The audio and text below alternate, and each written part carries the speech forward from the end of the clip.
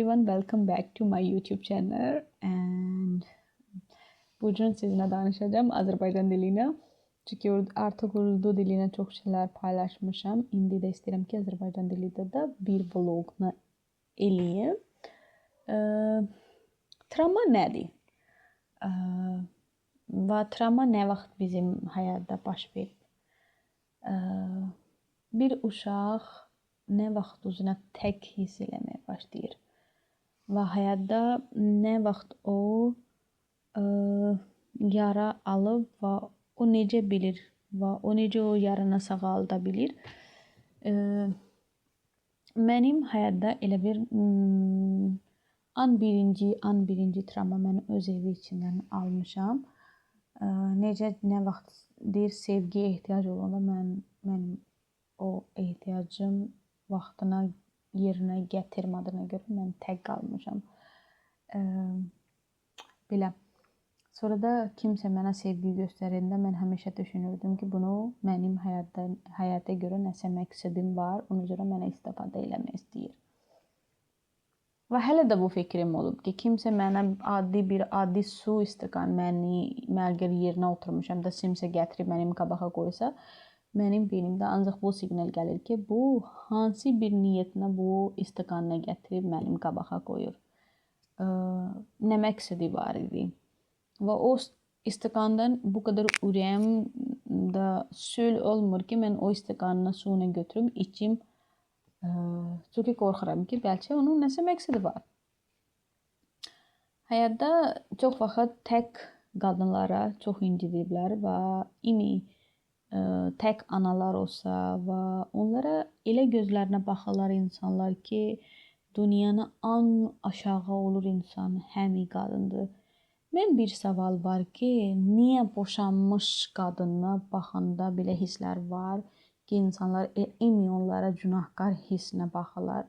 Və qadın başlayır özü beynimdə düşüncə qurmağa ki, axır mənim səhvim deyildi. Mən öz başına boşanmadım. Boşanmaqla səbəb olmalıdır. Və ciddi səbəb olmasa, hansı qadın gedir sabah durub uşağına bir yerdə gedir boşanacaq? Məncə də tərbiyətli qadın heç vaxt istəməyəcək ki, mənim ailəm dağıtsın. Və insanların düşüncə, əgər kişi evdə deyirsə, kişi baş üstündə deyirsə də cəmaət fikirləşir, bunu etmə, bu səni görə deyil, bunu giymə, səni görə deyil, insanlar baxacaq, nə düşünəcək. İnsanlar mənə maraqlıdır, ac olunda niyə fikirləşmir ki, bəlkə o tək ana uşağına necə vaxt keçir? Bəlkə onu kömək lazımdır, bəlkə onu istirahət lazımdır. Bunlar düşünmürlər, amma başqa şeylər düşünürlər. Hansı ki onlara düşüncə və onlara sərf eləyir. Hansı şey ki onlara sərf eləmir, orada da dərdər danışırlar. Mən artıq 8 il oldu Azərbaycanda yaşayıram. Mənim bir dənə qız uşağı var.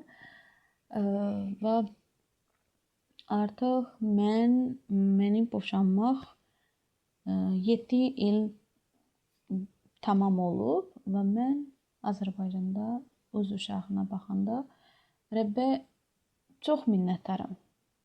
Çox sağ ol deyirəm. Mən onu deyirəm, bəzən bizə dünyəvi ata lazım olmur.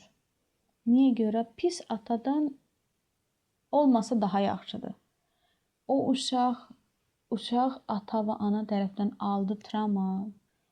Bir qızının yanında əgər onu anasına kimsə hörmətsizlik eləyəcək, o necə o insanla sevəcək? Onun göz qabaqda hamı kişi sonra eyni gözünə baxacaq ki, mənim anana belə mənim ata elədi də, qabaqda kişilərdə hamı belədir. Biz evdən travma nə vaxt bizim ürəyimə keçibsə, yara alıbsa, onu sağalmaq çox çətindir. Ev tərəfdən oldu travma çox çətin keçir. Və insan o travmanı bütün həyat bağlayır, özünə qırağa saxlayır. O qabağa getmir.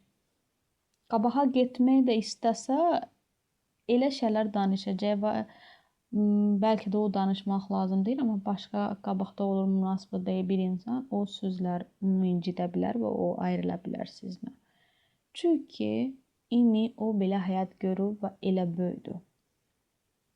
Və çox vaxt qızlarına deyirlər ki, sən səhvsən, sən bacara bilmirsən, sən edə bilməyəcəksən, sən beləsən. Amma niyə?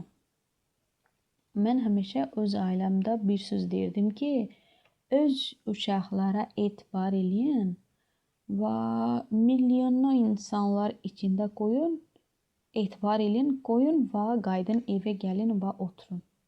Əgər siz o uşağına etibarına buraxacaqsınızsa, o həmişə düşünəcək ki, mən etibarını sındırmamalıyam. Mənim ana ata əgər mənə bunu icazə veribsə, mən bu yolla düz getməliyəm. Mən belə düşünürəm. Çünki balaca uşağını görəndə bir misal var ki, balaca uşağına sən hardan, hansı şeydən deyəcəksən də olmaz, ona toxunma, o onu toxunacaq. İmi uşaqlar belədir. Hansı şeyə yox deyəcəksiniz, o həmişə istəyəcək. Amma biz böyüklər də beləyik. Bəzən bizim böyüklər bizə deyirlər ki, qızım bunu etmə, bu sənə yaxşı gəlməyəcək, sənə ziyan olacaq. Amma biz qızlar o vaxt başa düşmürük, amma nə vaxt başıma dan gəlir, onda siqnal gəlir ki, mənim anam ya mənim atam falan vaxtda dedi ki, bunu etmək lazım deyil, bu səni görə deyil, bunu etmə. Amma imi biz həmin vaxt səhv eləyirik və səhvdən sonra başa düşürük ki, falan vaxtda kimsə bizə deyəndə biz onun qulaq açmadıq. Amma it's okay. Hər gün balaca uşaq yerimək, təzə yeriməkdən başlayanda hər gün yıxılır, hər 20 dəqiqədən, bəlkə 20 dəqiqə, hər 3 dəqiqə, 2 dəqiqə sonra yıxılır, sonra durub, yenə yeriməyə başlayır. Çünki ona o təzə addım atmaq maraqlı gəlir. Təzə prosedur olur. Elə də əgər insan bir gün yıxılıbsa, onu bu demək, sən beləsən, səhv şeylər onu beynimdə yapışmayın. Bir saqqız kimi çiğnməyin ki, o çiğnəsi və iyrənsi və ürəyimdə saxlası ki, bu da mənə bunu dedi, bu da mənə bunu dedi, bu da sonra o eyni şeylə təkrar eləyəcək. Mən bu gün gördüm ki, bir balaca uşaq ağladı, oynayırdı və onun barmaq oyuncaqları içində qaldı və mən qaçdım. Onu qucağıda götürdüm, onun anası yox idi. Götürdüm, o uşaq belə pəç qışqırır və ağlayır. Amma imi nə vaxt onun anası gəldi, mənim qucağımdan götürdü və onun barmağını öpdü, uşaq sakitləşdi. Dedim ki, o balaca can da bilir ki, mənim ana mənə qoruyacaq və sağaldıracaq.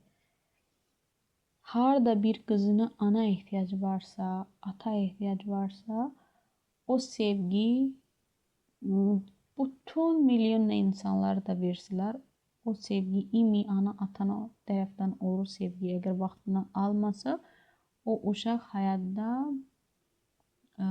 heç vaxt öz məqsədinə başa düşməyəcək. Boş yerə öz həyatına xərcləyəcək. Çünki qızlarına görə həyat çox çətin olur. Onlara başa düşmək çox çətin olur.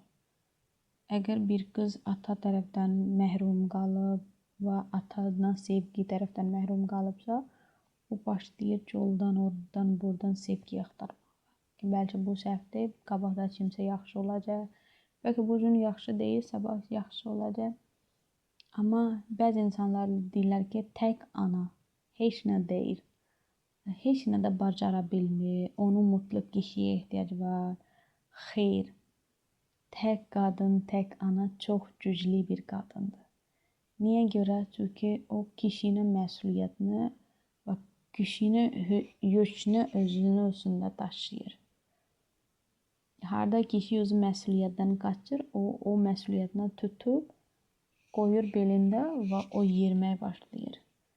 Sonra o öz həyatına baxmır. Amma o imi o uşağına həyatına yaxşına görə öz həyatını itirir. Öz gözəlliyini itirib. Və bir qadın hər şey edə bilir. Qadın çox güclü qadın olur. Əgər bir qadın 9 ay uşağına qarının içində saxlaya bilirsə, onu dünyaya gətirə bilirsə, deməli o çox güclüdür. Deməli, niyə uşaq oğlan doğuya bilmir. Çünki Rəbb bilirdi qadın daha güclüdür. Rəbb qadına bu xeyir-dua verdi. Ona görə həyatda nə baş veribsə, onu nə küsmək, yara almaq, ya qırağa çəkmək düzgün deyil. Və həmin vaxtda kim sizin haqqında nə düşünürsə, onlara sübut etmək lazım deyil. Onlara buraxmaq lazımdır və əsl sübut bilirsiniz nədir? Rəbbinə olur səviyyəsi. Ki biz ancaq Rəbbinə sadiq qalmalıyıq və bizim həyatda məqsədim bu olmalıdır ki, mən Rəbbinə kontaktda düz qalmalıyam. Mən insanlara sübut etməyə məcburiyyətdə deyiləm. Bu mənim fikrimdir. Artıq bugünlük bu qədər və sabah yenə təzə videona gələrik, görüşərik. Mənim kanalına izləyirsiniz. I hope you enjoy this video. You can subscribe my channel and you can share all your friends. Thank you. Keep watching.